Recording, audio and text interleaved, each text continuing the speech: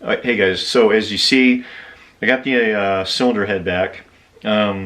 Taking a look at, there's a couple of things that concern me a little bit. The first was when I took a look at this wheel on the top that has the timing belt on it. I noticed that this nut wasn't torqued down at all, which immediately I started wondering if all the rest of the parts that needed to be torqued were torqued down correctly, etc.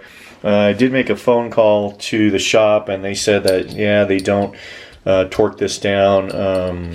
They let the customers do that. I did notice that they all new seals, as you would expect, and in fact, here's the box of extra parts that they kept, including the inserts for the injectors, which is the brass insert, and then this is all covered with gunk, but this is the insulator, and these go right in here, screw into the head, and then the injector goes down inside of those. Once there's another nice O-ring, these will apparently just push into place. Okay, so the one injector, I don't know how they got it out, but maybe they drilled it out, but each one of these that they returned back to me look like they're in pretty good shape. So they're all dirty as heck. The other one's in my office, but they all look in pretty decent shape overall. I did decide to order new insulators and inserts. So here's the new insert. However, I noticed that these inserts are not the same size. I'm sorry this is not the best lighting, but this is the one that came off the head, and this is the new one. This everywhere I can find, this is the right part number for this JH head, but they're not the same size. Okay, the threads are in different positions, and I'm torn. These don't really start in here. I mean, they kind of do, and then they get to a point where I'd have to torque these down, and it looks like there's a hex in there that you need to get a special tool for. That was the other thing in the service manual. It does give a torque spec, but they're not the same size as these. And to me, the position of the injector down into the combustion chamber is a critical sort of parameter. The diameter's different, and again, the space where they engage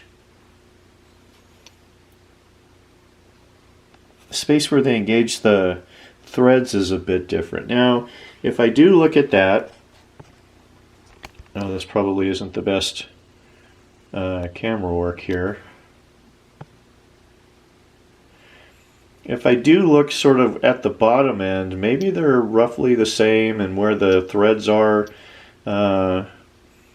when it finally seats down, the position will be okay. It just doesn't seem like it's definitely not a one-to-one replacement. So I guess my question is, do I go with these, which I've looked and double checked are the correct part for this head, or do I take these insulators off of the old ones, clean up the brass inserts that came with it, and put those back in? I guess I would appreciate anybody's thoughts on that down in the comments, or reach out to me on the email address that I have for this channel, because I don't know what to do yet. Again, I do have new insulators.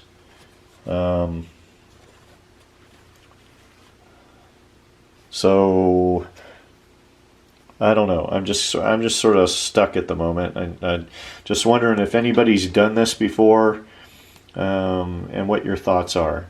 I certainly don't want to take a new insert and put it into one of these threaded areas and then get it stuck or mess up the threads in any way. So that's one of the things right now I am definitely trying to figure out what to do, and was hoping to get some feedback from the folks that watch. The other thing that I asked the shop to do was one of these studs right here was we sheared off, taking the exhaust manifold off, and while they did remove it, they didn't replace it. These are all the original exhaust studs, manifold studs. So I did buy a replacement kit. These are all of the 10 that you would need, plus copper nuts. So now I'm wondering, do I just replace the one, or take the gamble of removing all the rest of these? And I did go ahead and buy a stud removal tool and installation tool so I can get the right torque setting on the stud. But it's fairly easy. I did take one of the studs out, and it does go in pretty easily and just simply bottoms out. And I know there is a torque spec associated with these as well. So I guess I would like some thoughts on whether you all would remove the rest of these or just leave them. I also did get a new tensioner. I asked them to remove the old tensioner, which is right here, and then I did get a new tensioner. It's not exactly the same. It's a little bit different from the old one, but should be functional nonetheless. Not sure if you need the special tool, but I also did get the special tool with the little prongs on it, so that you can go in here and engage that.